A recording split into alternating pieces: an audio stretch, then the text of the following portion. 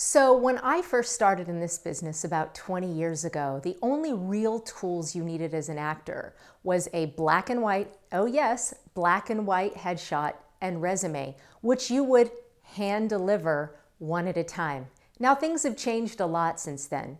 So you're probably wondering, what tools do I need as an actor today? The answer to that, next.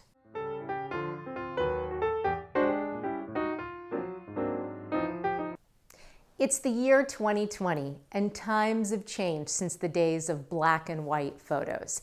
So let's talk about what tools you need today as an actor. Now, you still need a headshot. Now, gone are the days where it was really popular to crop your head like this, or even, if you remember this, cut off the top of your forehead. No, these days our headshots are in color, and they're from about mid-chest on up, or mid-torso on up, if you will. It's also become quite popular recently, as it has with filming and for slates, to do it horizontally instead of vertically. But I'll let you decide which one suits you better. So, number one, headshots. Number two, resume. Now, some of you out there are just beginning and you don't think there's a whole lot that you could put on your resume.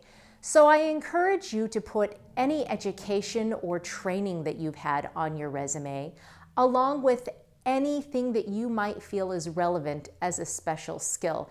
And hey, listen, even if your resume just has the high school play that you did, put that on as well. You just never know when someone is going to connect to something. Now, the one thing I will caution you about not putting on your resume is your physical address. Why? Because the last thing you want someone to do is know where you live, especially when they know you're not at home because you're in front of them in a casting office. Think about that one. The next one is a website. Websites are here to stay. So I would say to you, if you're not technologically advanced or even tech savvy, try to work with a website designer that is used to working with actors, or if you wish to do it yourself, work with one of the website companies that make it a little bit easier to put it together. A couple that I can think of right offhand are Squarespaces and Wix.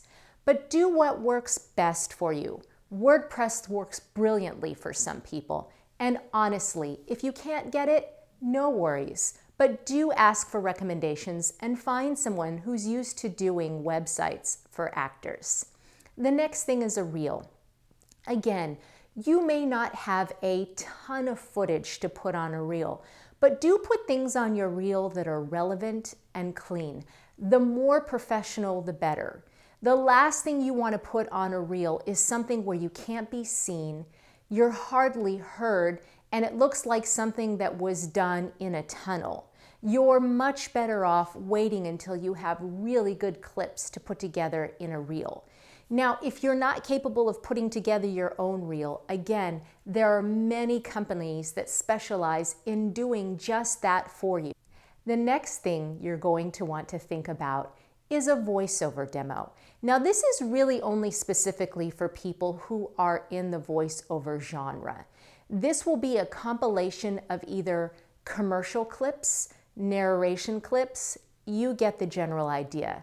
Again, I would recommend to you that you go to someone who does this for a living, or at least someone who has a really good baseline knowledge on how to do it.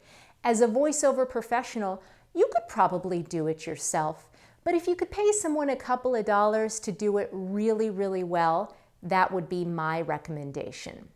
And finally, no matter what you're doing to promote yourself and to market yourself, make sure it's clean, make sure it's current, and make sure that it appeals to the kind of roles that you're trying to land.